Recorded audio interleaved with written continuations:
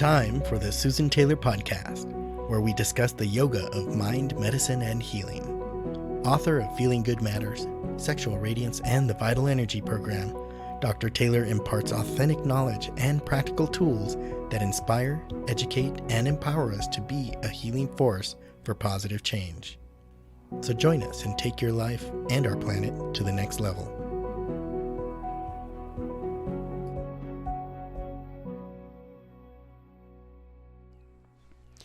Hello and welcome to episode 89, Vitality, How to Get It and How to Keep It. Are you enthusiastic and feeling inspired?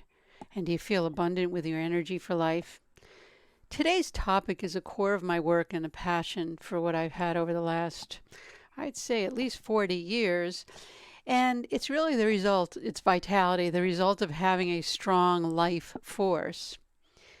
In today's episode, I'd like to discuss why we lose our vitality and how we can restore it, and 4 principles in getting and keeping our vital energy. As many of you know, I've spent decades studying this form from all aspects because to be vital really means to have the energy and resources to live a life of prosperity and freedom. Everyone wants vitality, but do we really know the framework that supports having vitality and keeping it? So let's turn to how do we really lose our vitality? Well, we all know we live in a country with absolute abundance, but yet we do suffer from diseases of depletion. And we spend billions of dollars trying to stay healthy and happy, but somehow we are falling short. And what's causing this reality?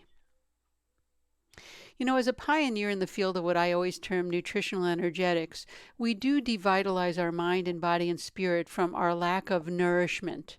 When I use the phrase nourishment, I'm really speaking about lack of nourishment from not only our eating habits and poor foods that we've chosen, or even sometimes we don't even have a choice, but even how we think and how we feel about certain situations. If we're not thinking and operating with an optimal, positive thought of, the universe as being a whole. In other words, we're all really on this globe together spinning, and we're all trying our best. So we also nourish ourselves with how we think and behave even on our daily basis.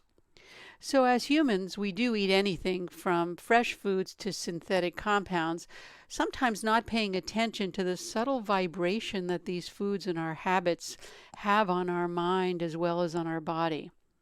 We also entertain our minds with activities that literally block our vital channels and deactivate our vital energy reserves. And over time, we see the loss resulting in a diminished storage of reserves.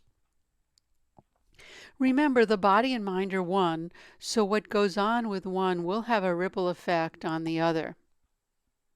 So this gives us an idea as to how we lose our vitality, but let's turn to how do we keep it. We have to really first look at the nature of energy, and I'm going to give you these actual truths about how energy operates in nature. Energy needs to be collected and contained. And it requires absolutely 2 things, having the skills to collect it and having the skill to keep it and not leak out. And this is a tall order, and I'll get to that in a minute. Once our energy is collected and contained, we need to be able to concentrate that energy. If you want the energy to be utilized, it has to be focused.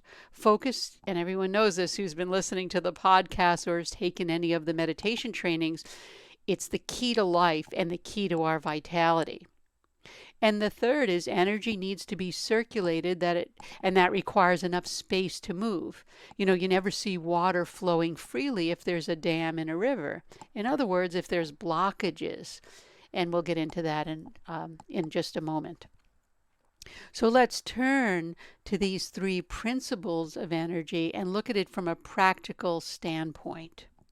I mentioned that energy needs to be collected and contained, but this requires that we nourish our bodies, and at the same time we're nourishing our bodies and minds, of course. When I say body, I mean mind also, because they are one. But it also means at the same time we have to seal the leaks. Where are we leaking our energy? We all know that if we feel tired and run down, our energy is depleted. And what causes this energy depletion is having more output than input. But that's not so simple to identify by just looking at what we eat with regard to food, although what you do put into your body does have a significant effect on your health. We also need to look at how our energy gets leaked. We leak our energy from sensory stimulation and our need to grasp and want, trying to fulfill ourselves with our senses. So we think by buying something we're going to feel good, by obtaining something, by having a better job, by having better clothes, by having better food to eat. We're always seeking outside. Our senses bring us outside because they're employed by the mind, right? We know that. But we need to really adjust to where our senses are going. So, and the internet is fantastic at that, at really preying on our sensory allurement. So we need to pay attention to that, because when we try to fill our sensory desires, we become exhausted. We leak out all our energy. So we're not sealing the leaks, we're actually creating more leaks, and we're wasting our energy until we become depleted or out of balance. And we all know what that feels like, because once we're out of balance, we're open to discomfort leading to disease. So the first practice for us to get started is to identify what's draining our energy. As we discussed in one of our podcasts, Preventing Burnout, it requires that we identify the problem and then repair what is damaged. You know, if you keep a journal, you could start to record when you feel great and when you feel drained. And over time, you'll begin to notice a pattern that repeats itself, and the habits that drain you will reveal themselves. Energy needs to be concentrated. When we focus our energy, we build a reserve.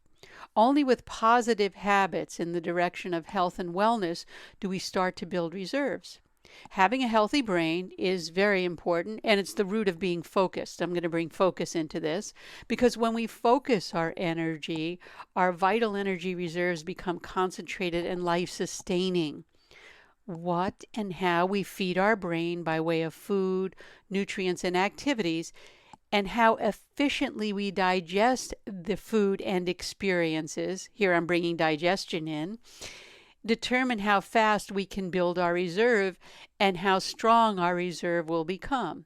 Remember when I talked about Focus Creates Happiness, a study that was done by Killingworth of Harvard in 2010, and he researched the happiness quotient on those that report, that allowed their minds to wander.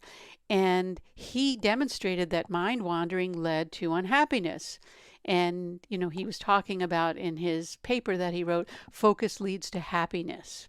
You might want to look that up. It's in the Harvard University archives, and it's in 2010. He always said in this paper, this research paper, it was the statement was thinking about something else is correlated with unhappiness. And again, when we're thinking about something else, we're not able to build a reserve. And the third component is energy needs to be circulated. So I said originally, what I said was energy needs to be collected and contained. Energy needs to be concentrated. And the third is that energy needs to be circulated. Why do our energy pathways get blocked? What creates this blockage in circulation? Well, let's look at it. Vibration is the key to life, and vibration implies that there's a movement of energy, a circulation of energy. Movement occurs when there's space to do it. To create space, we need to detox. You've heard me say that before. Let go of our unwanted thoughts as well as our unwanted physical matter, because we detox our bodies, and that creates the space for energy to flow. But we also detox our mind. That creates energy to flow within our mind field also. Our vitality quotient is determined not only by how well we flow through life, but how well our human organism maintains its flow. If we look at heart disease being the number one cause of death, it tells us that somewhere we stopped our flow. The heart is literally our place of circulation of flow, but it's also our seat of feelings and where emotions percolate. We have heard many say, open your heart, love, have compassion, but that's not so easy if we have undigested sadness from past concerns, past losses, worries of the future. In addition to living with stress, thinking too much, worrying, anger, irritation, fear, and any emotion that causes our mind to create constriction and barriers, all of those are involved also in stopping the circulation. We have that false need for protection, so we're fearful, and we have all these emotions that come up with it. When we work with these principles, it helps us begin to get the flow back into our life. That's why we always need to get to the core and the root of the issue. Someone was just talking to me this week. They're bringing in people to help them have better conversations within their work environment in the business. And I was proposing to them about really teaching at the core. We can all talk about what we need to do, but what are the core root habits that we need to really develop in order to have sustainable results? It's not just talking about it. People need to do their own work. They need to start working with themselves. So that's the whole key in what we're saying here. Because when we work with these principles, we have that knowledge. You've now been given a foundation of how energy needs to flow. So when you're working with something, you could say, wow, am I circulating? Am I sealing my leaks?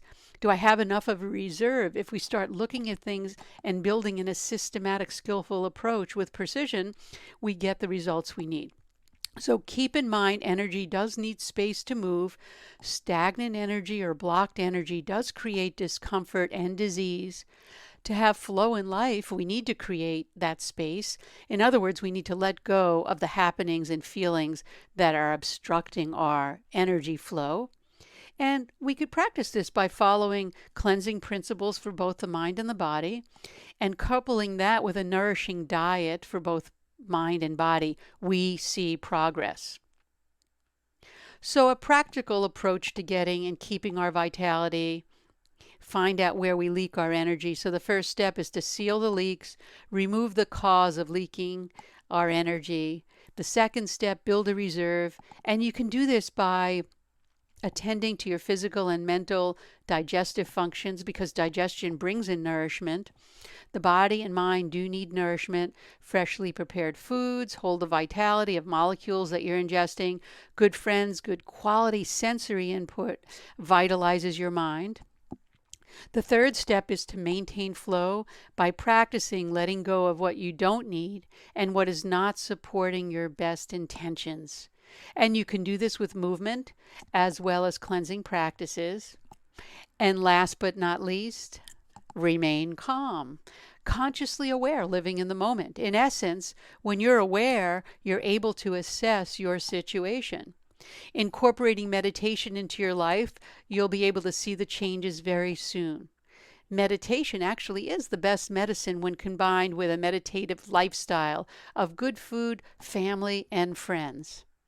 So incorporate meditation into your life and you'll see the changes very soon. Again, it's the best medicine that you have. And as I always say, do your research and see what works for you. And that brings us to the end of this episode. The Susan Taylor podcast does come out every week and is available on susantaylor.org, iTunes, Stitcher, YouTube, and other podcast platforms. And keep in mind, if you like the podcast, share it on my YouTube channel. And you can go there and subscribe. Visit susantaylor.org for more information and to contact us with any questions, comments, or feedback. Thanks again for listening, and until next time, remain calm.